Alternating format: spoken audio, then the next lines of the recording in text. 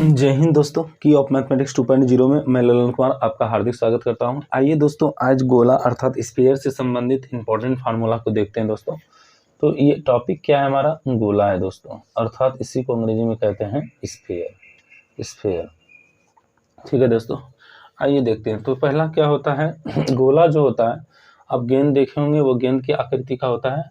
ठीक है, ये खोखला गोला होता है और एक ठोस गोला भी होता है। जैसे कि मान लीजिए कोई वो गोला जिसको कि कंपटीशन में फेंका जाता है, वो ठोस गोला का एग्जांपल होता है दोस्तों। जैसे नारंगी मान लीजिए, तो वो ठोस गोला है, जबकि गेंद जो होता है रबड़ का, वो कहलाता है खोखला गोला। जरा ध्यान से दोस्तों, पहले देखते हैं कि गोला का आयतन क्या होता है। फर्स्ट नंबर क्या होता है? गोला का आयतन। गोला का आयतन बराबर गोला का हो गया वॉल्यूम कितना होता है, तो 4/3 और पाई आर क्यूब होता है। दूसरा नंबर देखिए दोस्तों कि गोला का जो है, गोला का पृष्ठीय क्षेत्रफल कितना होता है, तो गोला का पृष्ठीय क्षेत्रफल होता है 4 पाई आर स्क्वायर। 3 नंबर देखिए दोस्तों, तो 3 नंबर में देखते हैं कि जो गोलीय सेल होता है, गोलीय सेल कहने का मतलब खोखला गोला से लेना देना है, तो गोलीय सेल का आयतन कितना होता है?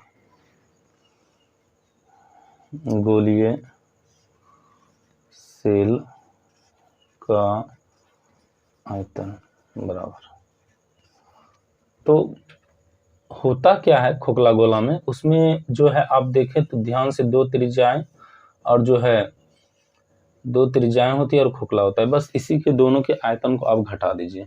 ऐसे तो गोले का आयतन होता है 4/3 पाई आर क्यूब, तो चूंकि दो है, एक बड़ा है एक छोटा है, इसी वजह से हम क्या करते हैं, इसको घटाते हैं 4/3 पाई आर क्यूब। अब माइनस अंदर वाले को कहते हैं 4/3 पाई आर क्यूब। अब देखिए यहाँ पर 4/3 कॉमन आ रहा है, 4/3 पाई कॉमन आ रहा है दोस्तों, तो यहाँ पर क्या हो जाता है, आर क्यूब, अब माइनस हो जाता है आर क्यूब।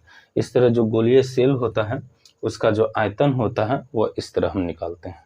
आइए अब 4 नंबर देख लीजिए दोस्तों कि गोलीय सेल के जो संपूर्ण पृष्ठ क्षेत्रफल क्या होते हैं, तो गोलीय सेल का संपूर्ण पृष्ठीय क्षेत्रफल, ये फार्मूला क्या हो जाता है दोस्तों, तो उसी तरह जिस तरह से गोला का जो पृष्ठीय क्षेत्रफल होता है, यहाँ दो गोला हो गया 4 पाई आर स्क्वायर, अब माइनस अंदर वाले को इसमें घटा दीजिए 4 पाई आर स्क्वायर। अब देखिए 4 पाई क्या है, कॉमन है दोस्तों, तो यहाँ पर आप ले सकते हैं 4 पाई को क्या कॉमन के रूप में ले सकते हैं दोस्तों। तो ले लीजिए 4 पाई और यहाँ पर से क्या हो गया आर स्क्वायर, और माइनस हो जाएगा क्या आर स्क्वायर।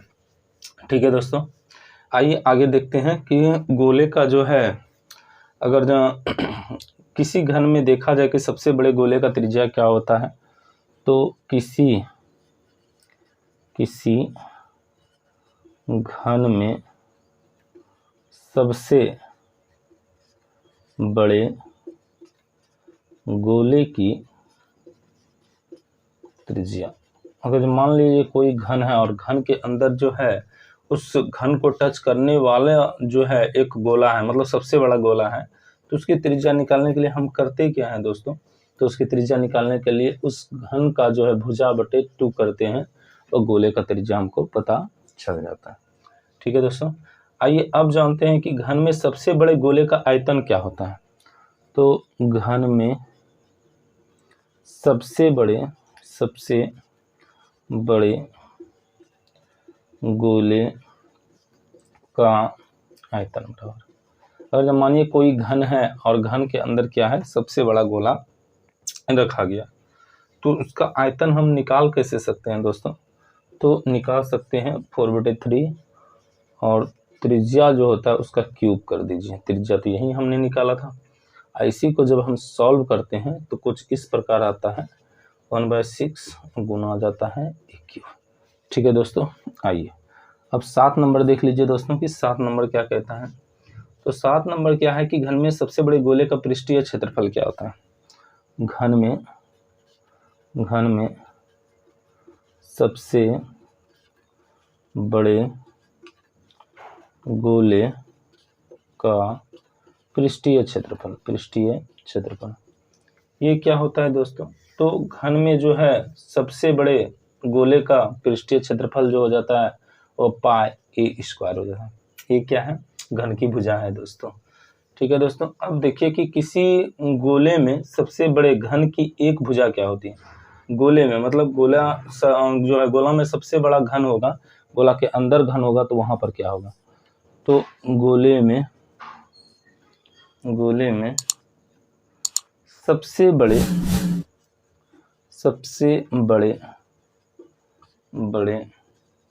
घन की भुजा क्या होगी? तो घन का जो भुजा होता है वह 2r और बटे हो जाता है √अंडर कितना 3 दोस्तों। आइए दोस्तों अब जो है अगला फार्मूला देखते हैं कि जो है गोले में सबसे बड़े घन का आयतन क्या होता है। ठीक है, गोले में सबसे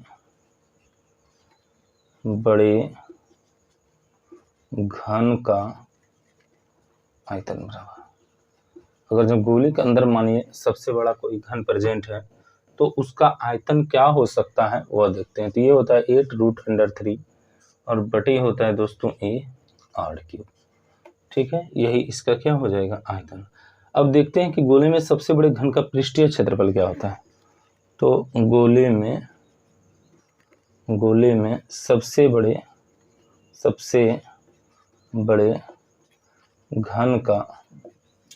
घन का पृष्ठीय क्षेत्रफल। ठीक है दोस्तों, तो गोले में सबसे बड़े घन का पृष्ठीय क्षेत्रफल क्या होता है? वो होता है 8r जो है ये हो जाता है दोस्तों 2 मतलब स्क्वायर हो जाता है 8r²। तो इस प्रकार जो है गोला का आपने सारा चीज देख लिया। आइए अब अर्धगोला के बारे में थोड़ा बहुत चर्चा हम करते हैं। तो देखिए दोस्तों अर्धगोला अर्थात हेमिस्फीयर, तो यहाँ पर सबसे पहले देखेंगे अर्धगोला का आयतन क्या होता है दोस्तों। ठीक है, अर्धगोले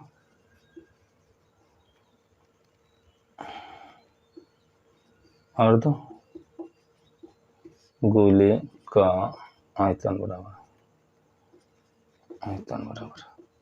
तो अर्धगोले का जो आयतन होता है वो गोले का क्या हो जाता है दोस्तों? आधा हो जाता है 2/3 और πr³ हो जाता है।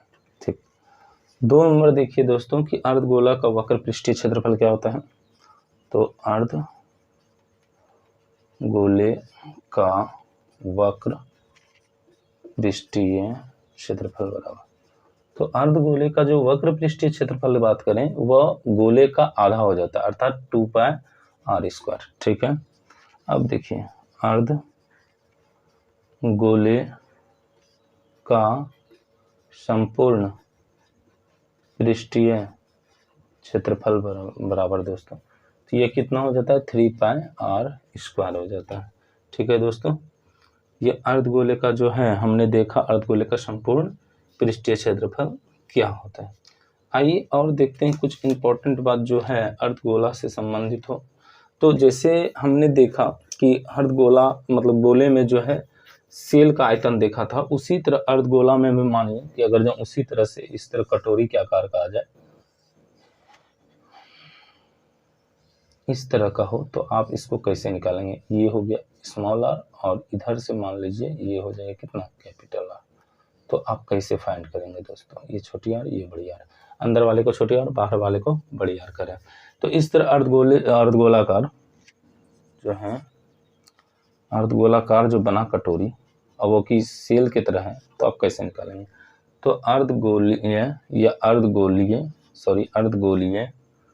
सेल का आयतन बराबर अर्धगोलीय सेल का आयतन बराबर क्या हो जाएगा दोस्तों? तो उसी तरह आप जो है दो तरह का यहाँ पर आयतन हो रहा है 2/3 πr³। ये बाहर वाले में अंदर वाले को माइनस कीजिए 2/3 πr³। अब देखिए क्या क्या को माना रहा है 2/3 पाई और यहाँ पर क्या हो जाएगा दोस्तों? तो r³ अब माइनस हो जाएगा r³। इस तरह इसका हमने क्या कर दिया आयतन फाइंड कर दिया। ठीक है दोस्तों, तो इस वीडियो को देखने के लिए बहुत बहुत धन्यवाद दोस्तों। इससे शेयर करें, लाइक करें, सब्सक्राइब करें, ज़्यादा से ज़्यादा दोस्तों तक इसे जो है पहुंचाने का प्रयास करें। धन्यवाद दोस्तों।